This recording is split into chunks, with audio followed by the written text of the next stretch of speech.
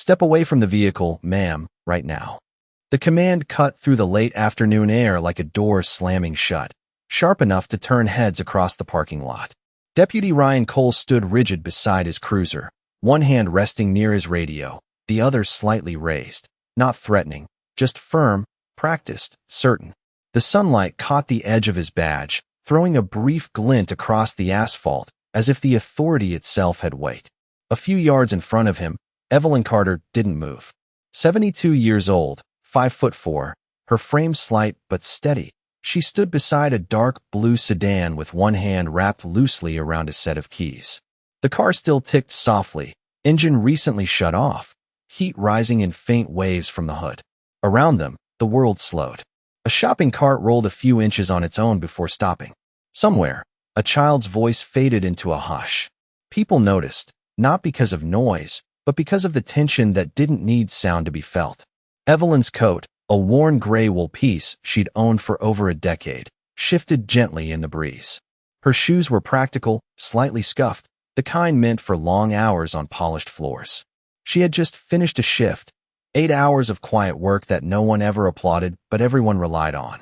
Her fingers tightened ever so slightly around the keys, not in fear, but in thought. Ryan took a step closer, boots pressing against the pavement with controlled weight.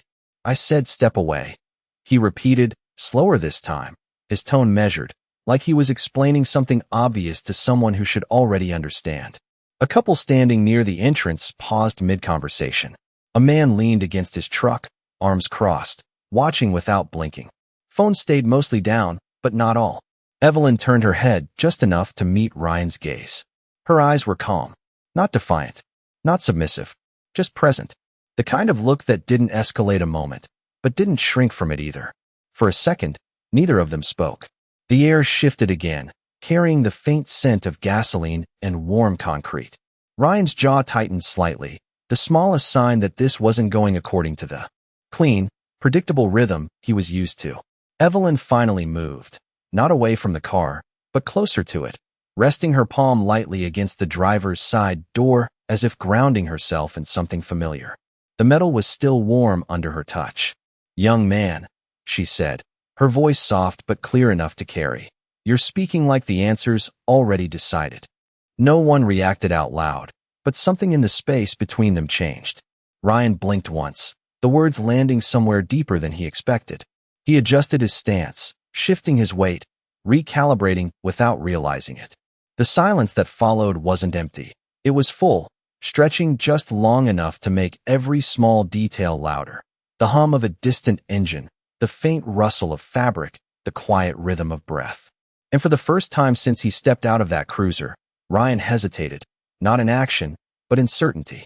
Evelyn Carter had learned long ago that silence could carry more weight than words, especially in places where people decided who you were before you ever spoke. She did not raise her voice now, did not shift her posture to prove anything, because she had spent a lifetime understanding that dignity did not need to announce itself to exist. The breeze brushed past her again, lifting a strand of silver hair near her temple, and she let it fall back naturally, her attention still resting on the young deputy in front of her. 8 hours earlier, the world had been smaller, simpler, contained within the quiet rhythm of fluorescent lights and polished tile floors. She had moved through the hospital corridors with a cart that squeaked softly at every turn, wiping down surfaces that no one noticed until they were not clean, nodding politely at nurses who passed by too quickly to remember her name. Her badge, clipped neatly to her coat, read E. Carter in fading print. Most people did not look twice. That had never surprised her. What surprised her, sometimes, was how invisible a person could become even while standing in plain sight. But invisibility had taught her things. It had taught her how to listen without interruption, how to observe without being questioned, how to carry herself without needing approval. It had taught her patience, the kind that did not break under pressure, the kind that did not rush to fill uncomfortable space. That patience lived in her now, steady as her breathing. Across from her, Ryan shifted again, the edge of uncertainty brushing against his confidence in a way he could not quite name. He had seen situations like this before, or at least he thought he had. A report, a call, a vehicle that did not seem to belong where it was. Patterns formed quickly in his line of work, and instinct often filled in the gaps before facts had the chance to speak. But something here resisted that pattern. It was not the car. It was not the setting. It was her. The way she stood. The way she did not rush to explain herself. The way her voice, soft as it was, did not bend under his authority. It unsettled him more than raised voices ever could. Evelyn adjusted her grip on the keys, the metal cool now against her palm as the heat of the car faded. She glanced briefly at the reflection in the window beside her, not to check her appearance, but to ground herself in the moment. The woman looking back had lived through more than this. Much more. Years of long shifts, years of loss, years of choosing kindness when it would have been easier to walk away. She had stood in rooms where people whispered doubts, where assumptions filled the air thicker than any tension in a parking lot. And she had learned, slowly and quietly, that the truth did not need urgency. It only needed time. Ryan inhaled, the sound barely audible, and for a moment he looked like he was about to speak again, to reassert control, to return to the familiar structure of command and compliance. But the words did not come as quickly this time. They lingered somewhere behind his teeth, delayed by something he did not fully understand yet. The sunlight shifted slightly, casting longer shadows across the ground, stretching the space between them just enough to make the moment feel suspended. And in that suspended moment, Evelyn did not move, did not argue, did not retreat. She simply remained, steady and unshaken, as if she already knew that whatever came next would not be decided by volume, but by truth waiting patiently to be seen. Ryan Cole had built his sense of authority on clarity, on the idea that situations could be read quickly and handled cleanly, that hesitation created risk and decisiveness created order, and for most of his short career that belief had held firm, reinforced by training, reinforced by the quiet approval of superiors who valued confidence over doubt. But standing here now, he felt something unfamiliar press against that structure, something subtle yet persistent, like a hairline crack forming beneath polished glass, and it unsettled him more than any raised voice ever had. Because there was no obvious threat to respond to, no escalation to justify action, only a woman who refused to match his urgency with fear, and that absence of reaction left him with nowhere to anchor his usual authority. He glanced briefly toward his cruiser, as if the presence of it might restore the balance he was used to. The radio clipped to his shoulder remained silent, the engine ticking softly as it cooled. Everything around him looked exactly as it should, and yet nothing felt aligned. He cleared his throat slightly, a small sound that seemed louder than it should have been in the stillness. "Ma'am, I need you to understand," he began, his voice steadier now, but carrying a faint edge of insistence. "This vehicle matches a description from a call we received. I am asking you to step away while I verify ownership." The words were procedural, familiar, something he had said variations of before, but as they left his mouth they did not land the way he expected, not against her, not against the moment. They seemed to hover in the space between them, waiting for something more solid to attach to.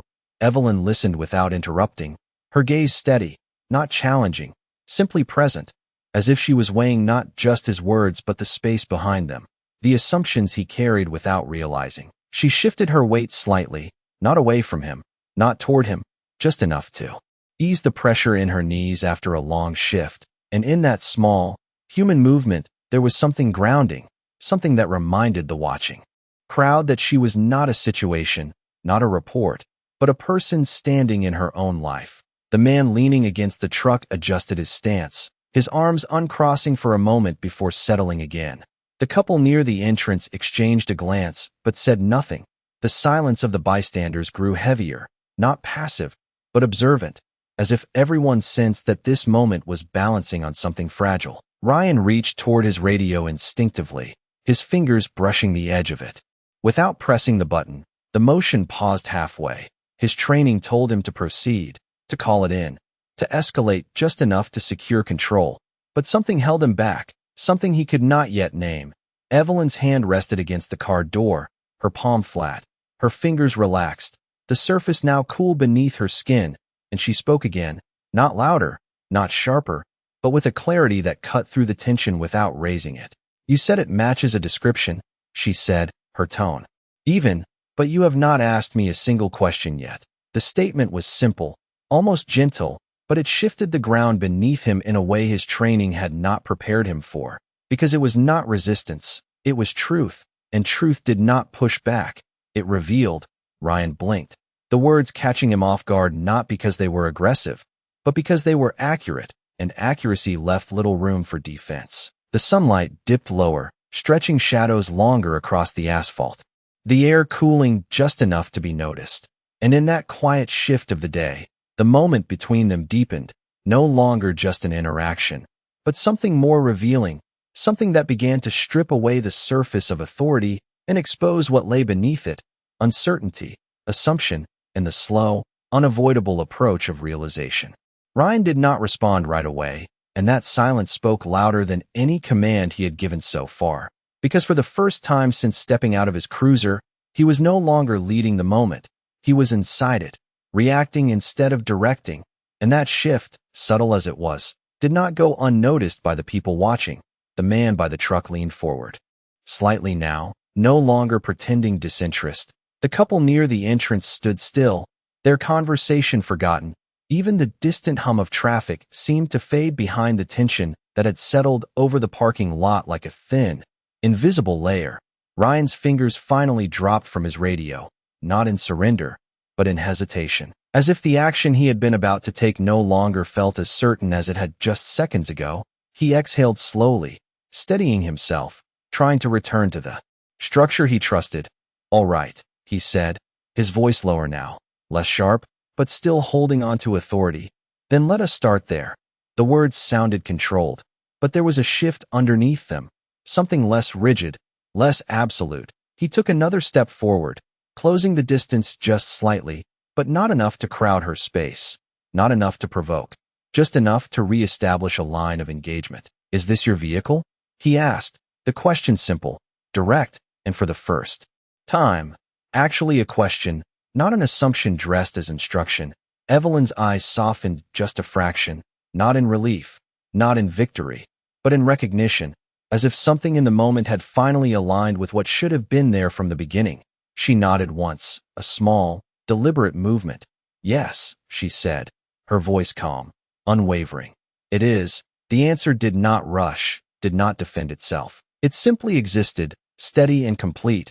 Ryan's gaze flickered briefly to the car, then back to her, as if measuring the space between her words and his earlier certainty.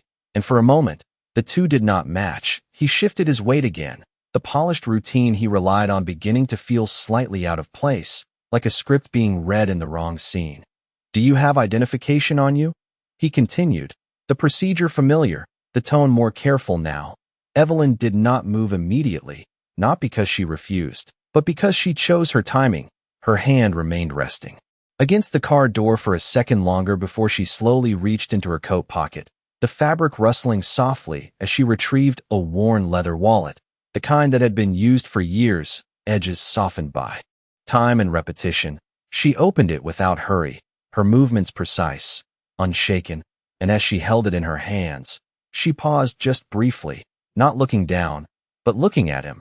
"You could have asked me that first," she said, her voice still gentle, but carrying a quiet weight that settled into the space between them. Ryan felt it, even if he did not fully understand it yet.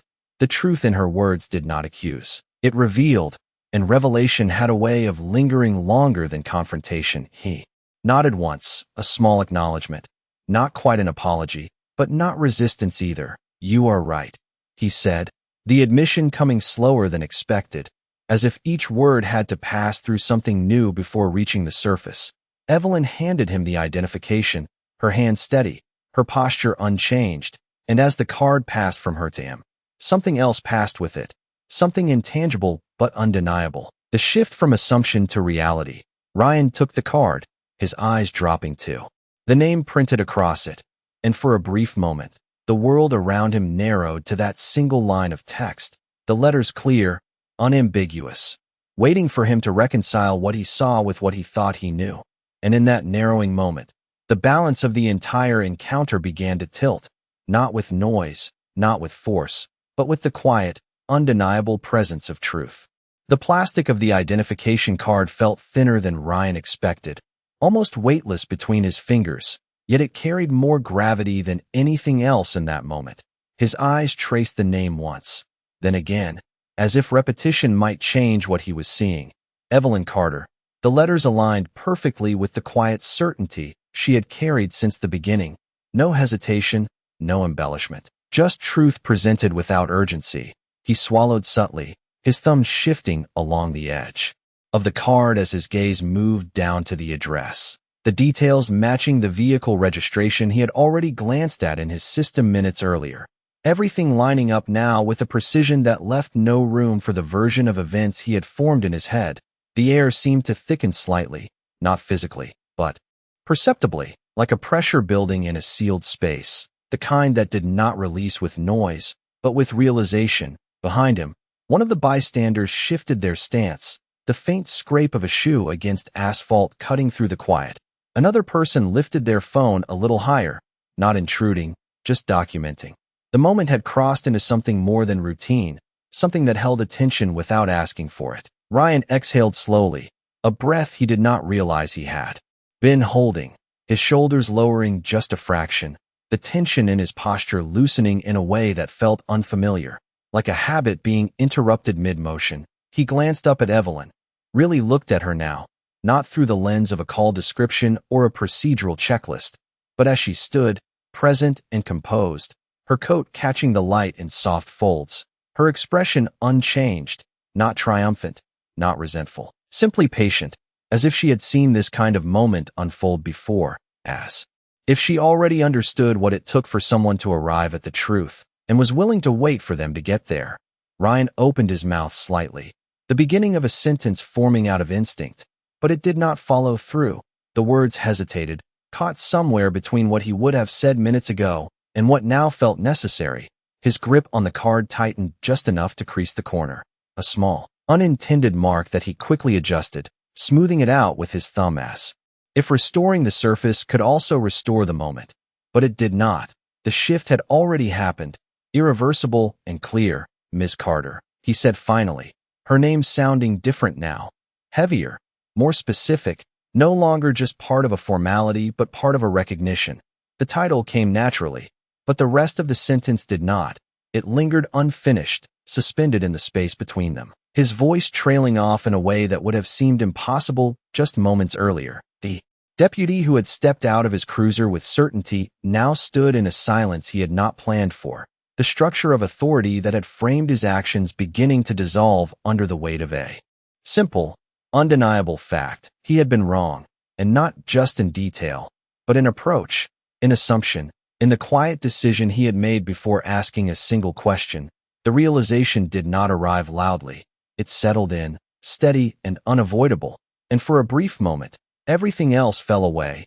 The watching crowd, the parked cars, the distant traffic, all of it receded behind the clarity of that single truth. And Ryan Cole, standing in the middle of that stillness, found himself unable to finish the sentence he had started, his voice caught not by fear, not by resistance, but by the sudden, unmistakable weight of understanding. The moment did not break. It stretched, quiet and heavy, like time itself had decided to slow down just enough for something deeper to surface. Ryan still stood there with the card in his hand, his unfinished sentence hanging in the air, and for the first time since the encounter began, there was no urgency in him, no push to move forward, only a stillness that felt unfamiliar, almost uncomfortable, the kind that forced a person to sit inside their own thoughts without distraction. The late afternoon sun dipped lower, casting a softer light across the parking lot, the sharp edges of earlier tension now replaced by longer shadows that blurred the lines between authority and humility. Evelyn did not rush him. She did not fill the silence. She simply remained where she was, her posture relaxed but grounded, her presence steady like something rooted far deeper than this moment alone. Her eyes moved briefly to the horizon beyond the parked cars, where the sky carried a warm amber tone. Then back to Ryan, not waiting, not expecting, just present. The breeze returned again, lighter now, carrying with it the faint scent of dry leaves and distant pavement. A small sound echoed from somewhere behind them, a car door closing, then nothing. The world seemed to hold its breath without realizing it. Ryan lowered his gaze again to the card, then slowly lifted it back toward her, his hand moving more carefully than before, as if the simple act of returning it required a kind of respect he had not considered minutes ago. His fingers released it gently, not just handing it back, but acknowledging it, acknowledging her. His voice, when it finally came, was quieter, stripped of the earlier sharpness. "I should have asked first," he said, each word deliberate, not rushed, not rehearsed. The admission landed softly, but it carried weight, not because it was dramatic, but because it was real. Evelyn accepted the card without looking down at it. Her eyes remained on him, studying not his badge, not his uniform, but the shift in him, the change that had taken place without noise. She gave a small nod, not as approval, but as recognition, as if she understood exactly what it took for someone to arrive at that point. Her hand slipped the card back into her wallet, the motion smooth, familiar, and for a moment, neither of them spoke again. But this silence was different. It was no longer tense, no longer uncertain. It was reflective, like the quiet that follows after something important has already been said without needing to be repeated. Ryan's shoulders eased slightly, the rigid line of authority softening into something more human, something less about control and more about awareness. He glanced briefly at the bystanders, noticing them fully now, their presence no longer background noise, but part of the reality he had been standing in all along.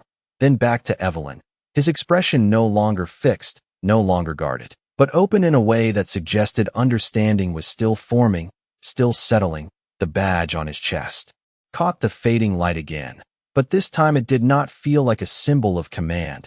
It felt like a reminder of responsibility, of perception, of the quiet line between assumption and truth. And in that quiet, grounded moment, nothing needed to be proven anymore, because what mattered had already revealed itself, not through force, not through argument, but through stillness, patience, and the simple power of being seen clearly at last. Ryan did not move right away after his words settled between them, because something inside him was still catching up to what had already happened, not externally, but internally, where the shift truly mattered. His training had prepared him for escalation, for control, for outcomes that followed a clear chain of action and response. But it had never prepared him for this kind of stillness, this kind of quiet correction that did not come with resistance, but with clarity. And that clarity lingered, pressing gently but firmly against everything he thought he understood about how moments like this unfolded. His gaze dropped briefly to the ground, noticing for the first time the faint cracks running through the asphalt beneath his boots, small lines that had likely been there for years, unnoticed until someone chose to look closely. And it struck him. Not all breaks were loud. Not all shifts came with noise. Some simply revealed themselves when attention finally caught up with reality. He lifted his head again, his eyes meeting Evelyn's once more, but this time there was no urgency behind them, no attempt to regain control of the narrative, only a quiet awareness that he had entered this moment with a conclusion already formed, and that conclusion had been wrong, not just in fact, but in how it had shaped his tone, his posture, his presence. Evelyn watched him without judgment, her expression unchanged, not because she was indifferent, but because she understood something he was only beginning to grasp, that dignity was not something you demanded from others. It was something you carried regardless of how you were seen. Her fingers rested lightly against the edge of her wallet now, the leather worn smooth from years of use. A small detail, but one that spoke of time, of consistency, of a life lived in quiet persistence rather than loud declaration. The bystanders shifted again, the energy around them different now, no longer anticipating conflict, but witnessing resolution, subtle as it was. A man near the truck lowered his arms completely, his stance relaxed. The couple near the entrance exchanged another glance, softer this time, as if something in the moment had resolved, not just for Ryan, but for everyone.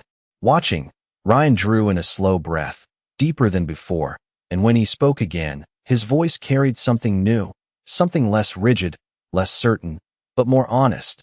"I made an assumption," he said, the words simple, but deliberate, not offered as an excuse, but as an acknowledgement, and as they left his mouth, they seemed to settle into the space with a finality that closed the gap between what had been and what was now understood. Evelyn gave a small nod, not to validate him, but to acknowledge the truth in what he had said, her gaze steady, her presence unchanged, as if she had been standing in that same truth from the very beginning. Ryan glanced once more at the car beside her, the reflection of the fading sky stretching across its surface, and for the first time, he did not see it as something to question, but as something that belonged exactly where it was, just as she did. The radio on his shoulder remained silent, no longer a tool he felt the need to reach for, and the badge on his chest, still catching the last light of the day, no longer felt like a shield of certainty, but a reminder of responsibility. Not just to act, but to understand before acting. The moment had not exploded into anything dramatic. There had been no raised voices, no sudden revelations shouted into the air, but something far more significant had occurred, something quieter, something lasting, the kind of shift that does not fade when the scene ends, but stays, shaping what comes next. And as Ryan stood there, no longer frozen, but changed, he understood, perhaps for the first time in a way that would stay with him, that authority without awareness was incomplete, and that sometimes the most important realization does not come from proving something right, but from recognizing when you were wrong. The air settled into something quieter than before, not empty, but resolved, like a chord that had finally found its natural end. And in that quiet, Ryan stood with a stillness that no longer felt uncertain, but reflective, his shoulders no longer squared in defense, his stance no longer anchored in authority alone, but in something more measured, more aware. He looked at Evelyn again, not as a situation, not as a call to respond to, but as a person whose presence had just reshaped the moment, without force, and there was something in that realization that stayed with him, something that did not pass quickly. "Ms. Carter," he said, his voice steady, but softer now, carrying a weight that had not been there before. "I am sorry." The words were simple, unadorned, but they did not feel small. They landed with intention, with clarity, and most importantly, without defense. He did not explain, did not justify, did not reach for procedure to soften what had already been revealed. He simply stood in the truth of it. Evelyn listened, her expression unchanged in its calm, but her eyes held a depth that suggested she understood the difference between words spoken out of habit and words spoken from realization. She took a slow breath, the kind that carried years within it, and then she nodded once, not as a dismissal, but as acceptance of what had been said. "Apologies matter," she replied gently, her voice even, her tone neither heavy nor light, just grounded. "But what matters more is what comes after them." The words were not a lesson delivered, not a correction offered, but a truth shared, something she had likely lived through enough times to know its weight without needing to emphasize it. Ryan absorbed that quietly, the sentence settling into him the same way her earlier words had, not pushing, not demanding, but remaining, shaping the space inside his thoughts in a way that would not easily leave. He gave a small nod, a gesture that held more understanding than agreement alone, as if something in him had shifted permanently, not dramatically, but deeply, around them. The bystanders began to move again, slowly at first, then more naturally, as if the invisible thread that had held them in place had gently released. The man by the truck turned away, not out of disinterest, but because there was nothing left to anticipate. The couple near the entrance resumed their conversation in softer tones, their voices blending back into the rhythm of the evening. The world, which had paused just enough to witness, now continued, but not unchanged. Ryan stepped back, slightly, creating space not out of distance, but out of respect, his presence no longer imposing, but measured. "You are free to go," he said, the words procedural, but this time aligned with the truth of the moment, not leading it. Evelyn gave another small nod, her hand moving to the car door handle with the same steady motion she had carried from the beginning. She opened it slowly, the hinge making a soft, familiar sound, and before stepping in, she paused just briefly, looking at Ryan one last time, not with judgment, not with approval, but with something quieter, something that acknowledged what had passed between them without needing to name it. Then she sat down, closing the door with a gentle click, the sound neither abrupt nor soft, but final in its own way. The engine started again with a low hum, and as the car pulled away, the reflection of the fading sky moved across its surface, stretching, shifting, and then disappearing as it merged into the flow of the road ahead. Ryan remained where he was, watching for a moment longer than necessary, not because he needed to, but because something in him was still processing what had just unfolded. The badge on his chest caught the last light of the day once more, but this time, it did not feel like a symbol of control. It felt like a reminder of something else entirely, something quieter, something harder to carry, and far more important to understand. The sound of the car faded gradually, blending into the distant rhythm of traffic until it became indistinguishable from the rest of the world moving forward, and Ryan remained standing in the same spot, not because he had to, but because something in him was not ready to move on just yet. The parking lot no longer held the same weight it had moments ago, yet it did not feel empty either. It felt marked, like a place where something unseen had shifted and left its imprint behind. The late afternoon light softened further, turning gold, then amber, stretching across the pavement and catching the edges of everything it touched. The cruiser behind him ticked quietly as it cooled, a small mechanical reminder that time had continued even while everything else had seemed to pause. Ryan glanced down at his hands, noticing the faint crease that had formed earlier when he held the identification card, a small detail, but one that stayed with him because it reflected more than just pressure. It reflected the moment he had realized something needed to change. He exhaled slowly, deeper this time, the kind of breath that settled rather than released, and he turned slightly, his gaze moving across the space where Evelyn had stood, now empty, but not forgotten.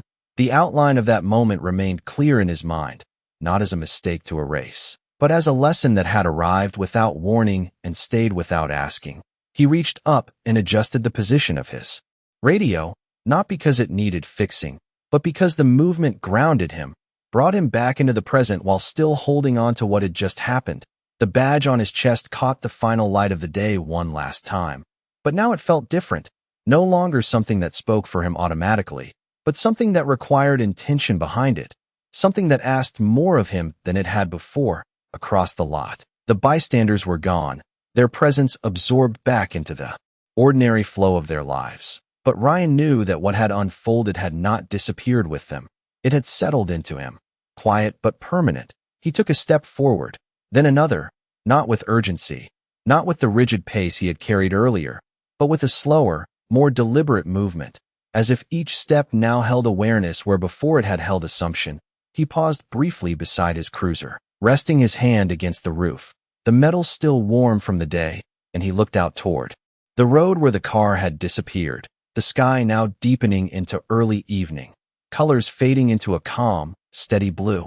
And in that quiet transition, something inside him aligned in a way it had not before, not perfectly, not completely, but enough to matter, enough to stay. He understood now, not in theory, not in training, but in experience, that moments like this did not need noise to be powerful. They did not need confrontation to create change. Sometimes they only needed stillness, patience, and the willingness to see clearly. And as he finally opened the door to his cruiser and stepped inside, the sound was soft, controlled, nothing like the sharp command that had started it all, just a simple motion marking the end of something and the beginning of something else, something quieter, something more aware, something that would follow him long after the parking lot had returned to its ordinary silence.